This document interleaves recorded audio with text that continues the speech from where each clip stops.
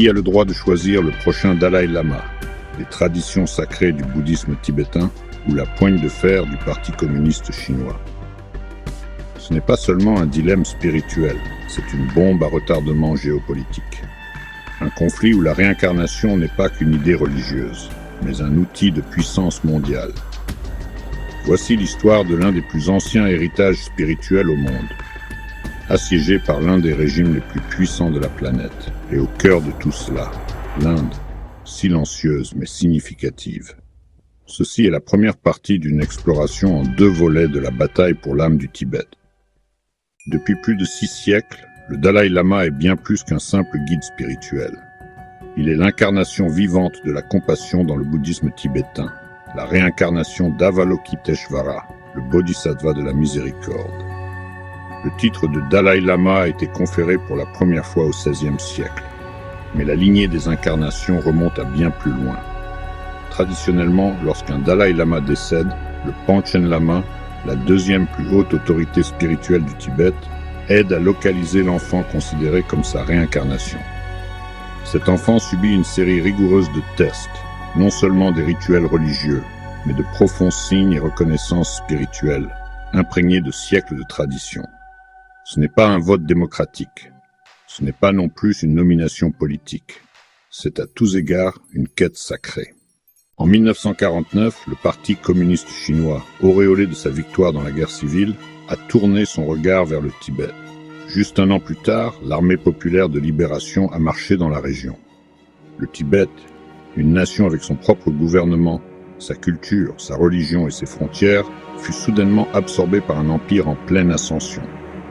La Chine a qualifié cela de libération, mais les Tibétains y ont vu une invasion. En 1959, les tensions ont explosé. Des milliers de Tibétains se sont soulevés. L'insurrection a échoué.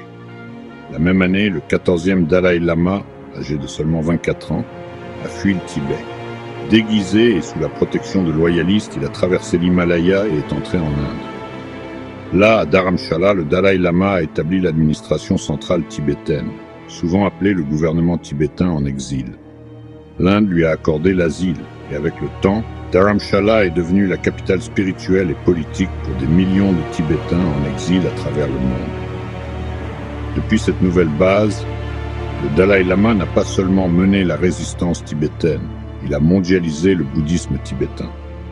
Tandis que Pékin tentait de l'effacer de l'histoire, il remportait des prix Nobel et s'exprimait à l'ONU.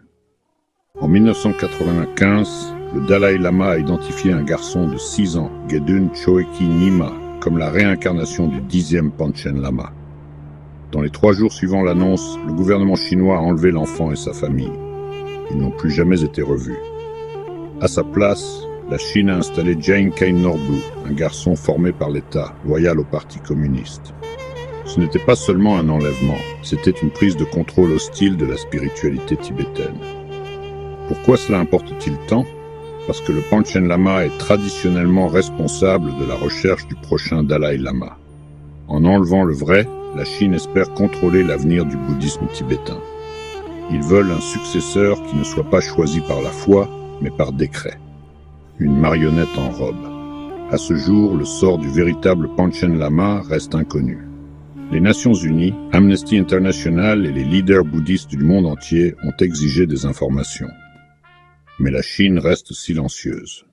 Et pour les Tibétains, ce silence résonne plus fort que n'importe quelle propagande. Récemment, le Dalai Lama a été catégorique. Seul le Gaden Phodrang Trust a le droit de décider de ma réincarnation.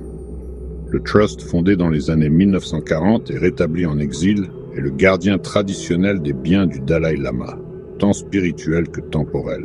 Ce n'est pas politique, c'est religieux. Mais la Chine n'est pas d'accord. Pékin a voté une loi exigeant que toutes les réincarnations de Bouddha vivants soient approuvées par l'État. Oui, un document gouvernemental revendique désormais l'autorité sur la Renaissance. Leur justification? Le Tibet fait partie de la Chine, et la religion doit servir l'État. Pour la Chine, le Dalai Lama n'est pas un homme saint, c'est une menace, un symbole de l'identité, de la résilience et de la résistance tibétaine. Donc contrôler son successeur n'est pas seulement un acte religieux, c'est une nécessité politique. L'Inde a offert un refuge au Dalai Lama. Mais l'histoire se souvient plus du silence que du sanctuaire. En 1950, lorsque les troupes chinoises ont envahi le Tibet, Sardar Vallabhbhai Patel a écrit une lettre au Premier ministre Nehru. Ces mots étaient prophétiques. Les communistes chinois ne sont pas des socialistes, ce sont des expansionnistes. Le Tibet est un tampon. Nous devons agir.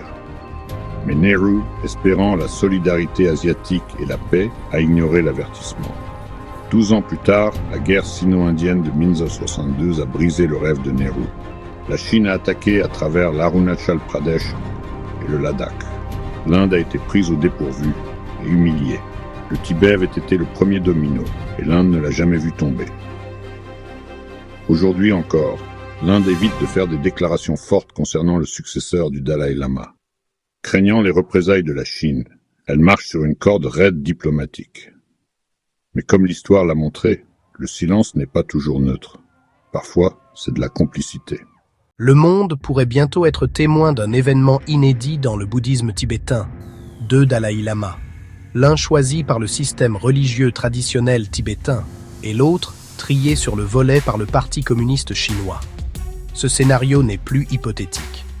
Le gouvernement chinois a déjà déclaré que le successeur du 14e Dalai Lama doit être approuvé par l'État par l'intermédiaire de ses propres institutions agréées. Pékin prévoit d'utiliser le Panchen Lama nommé par l'État, Gyalkyn Norbu, l'enfant qu'ils ont élevé après avoir enlevé le vrai en 1995, pour déclarer la prochaine réincarnation.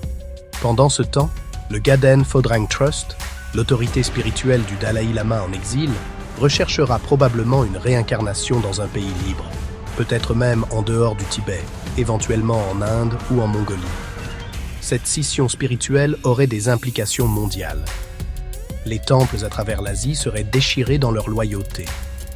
Les gouvernements seraient contraints de choisir entre l'approbation de Pékin ou une tradition tibétaine séculaire. Le bouddhiste moyen ferait face à un dilemme moral, la foi ou la peur. Cette fracture ne serait pas seulement une division religieuse, ce serait l'équivalent spirituel d'une guerre civile. Un enfant vénéré comme un chef spirituel, l'autre exhibé comme un trophée politique. Cette division résonnerait au Népal, au Bhoutan, en Mongolie, au Japon, en Corée, même en Occident. Et pourtant, c'est précisément sur quoi la Chine parie. Confondre, diviser et conquérir le bouddhisme tibétain, de l'intérieur. Le contrôle de la Chine sur la réincarnation n'est pas une stratégie isolée. Il fait partie d'une campagne plus vaste visant à contrôler toutes les religions. Sous la présidence de Xi Jinping, le Parti communiste chinois s'est redéfini non seulement comme une autorité politique, mais aussi comme une autorité morale. La religion, selon cette vision, doit servir la nation. Elle doit être sinisée, refaite, à l'image de l'idéologie communiste.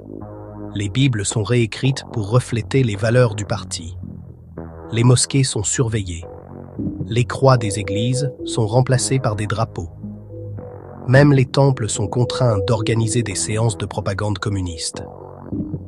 Pour le bouddhisme tibétain, cela signifie que les moines sont tenus de dénoncer le Dalai Lama. Il est interdit aux enfants de fréquenter les monastères. Les textes tibétains sont censurés. Et la réincarnation elle-même doit être approuvée par le Bureau d'État des affaires religieuses. À l'échelle internationale, la Chine exporte sa version du bouddhisme contrôlé par l'État en finançant des temples en Asie du Sud-Est et en organisant des sommets religieux gérés par l'État. Ils visent à contrôler non seulement les cœurs tibétains, mais aussi les esprits mondiaux. Un monde où même l'illumination doit être sous licence. La lutte pour le prochain Dalai Lama ne concerne donc pas seulement une figure unique. Il s'agit de savoir si une religion a le droit de définir son avenir sans ingérence politique. Et à mesure que l'influence économique de la Chine grandit, de nombreuses nations pourraient être tentées de rester silencieuses, ou pire, d'approuver la figure choisie par l'État. Mais, malgré toute leur puissance, il y a une chose que le Parti communiste chinois ne peut pas entièrement soumettre, la conviction intime. En Chine, des millions de bouddhistes continuent d'honorer secrètement le Dalai Lama. Les temples affichent des photos cachées de lui derrière des rideaux. Les fidèles murmurent des prières en signe de défi. Certains traversent même la frontière illégalement pour recevoir l'enseignement de moines tibétains en Inde ou au Népal. Ce réseau souterrain de croyants révèle les limites de la surveillance. Car la foi ne peut être ni scannée, ni interdite, ni effacée. Même parmi les membres du parti, des histoires de respect discret pour la philosophie bouddhiste ont fait surface. Et il ne s'agit pas seulement des Tibétains. Dans les communautés Han chinoises, le bouddhisme est en pleine croissance, surtout chez les jeunes désabusés par le matérialisme. Xi Jinping craint cela, non pas parce qu'il a peur des chapelets, mais parce qu'il sait qu'un éveil spirituel peut devenir politique. Dans l'histoire, la religion a renversé des empires et inspiré des révolutions. Du mouvement Falun Gong à l'Église catholique en Pologne, la croyance a toujours été un champ de bataille silencieux. Ainsi, le Dalai Lama, même en exil, demeure le symbole de résistance le plus dangereux. Non pas parce qu'il appelle à la violence, mais parce qu'il inspire la conscience. Au cœur de ce conflit se trouve l'Inde, la terre où le Bouddha a atteint l'illumination et où le Dalai Lama a trouvé refuge. Le rôle de l'Inde n'est pas seulement diplomatique, il est profondément symbolique. L'Inde héberge le gouvernement tibétain en exil à Dharamshala. Elle forme des moines tibétains. Elle détient la confiance qui permettra probablement d'identifier le prochain Dalai Lama. Pourtant, dans les forums internationaux, l'Inde reste prudente. Elle parle rarement du Tibet, de peur de fâcher Pékin, surtout après les affrontements frontaliers à Doklam et au Ladakh. Mais cette neutralité ne peut pas durer. Quand les deux Dalai Lama émergeront, l'Inde sera forcée d'en reconnaître un, et les implications seront profondes. Si l'Inde soutient le successeur spirituel choisi par la tradition tibétaine, elle fâchera la Chine, mais gagnera l'admiration de millions de bouddhistes dans le monde entier, y compris au Bhoutan, où le bouddhisme Vajrayana est la religion d'État. Au Népal, avec ses profondes traditions himalayennes. En Mongolie, un allié historique du Dalai Lama.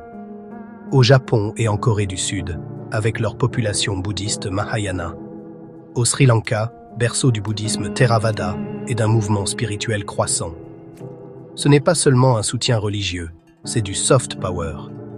L'Inde peut émerger comme la véritable gardienne de l'héritage bouddhiste, une superpuissance civilisationnelle ancrée dans la légitimité spirituelle. D'un autre côté, si l'Inde reste silencieuse, elle perdra cette opportunité pour toujours. Et pire encore, elle risque de trahir les idéaux de liberté qu'elle prétend défendre. Dans un monde où la Chine prétend contrôler l'illumination, l'Inde doit choisir si elle contrôle sa propre conscience. Le tournant le plus profond de toute cette saga vient peut-être du Dalai Lama lui-même. Ces dernières années, il a déclaré qu'il pourrait ne pas se réincarner du tout. Il a suggéré que la tradition du Dalai Lama a peut-être rempli son rôle et peut maintenant être retirée avec respect. D'autres fois, il a laissé entendre qu'il pourrait se réincarner en femme ou qu'il pourrait revenir dans un pays libre, hors de l'emprise de la Chine. Chaque déclaration porte un poids spirituel, mais aussi une brillance politique. Si le Dalai Lama se réincarne hors de Chine, cela rend la marionnette de Pékin insignifiante. S'il ne se réincarne pas du tout, leur plan n'a plus de cible. S'il devient une femme, cela défie des siècles de patriarcat dans la société tibétaine et ouvre une nouvelle ère d'interprétation. Dans chaque scénario, il détient le dernier coup. C'est un échec et mat spirituel.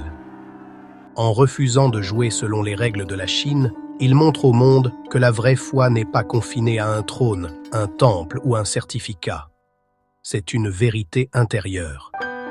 Et c'est peut-être son message ultime, que le combat pour le Tibet ne concerne pas la géographie, mais l'éveil. La liberté, non pas des frontières, mais de l'âme.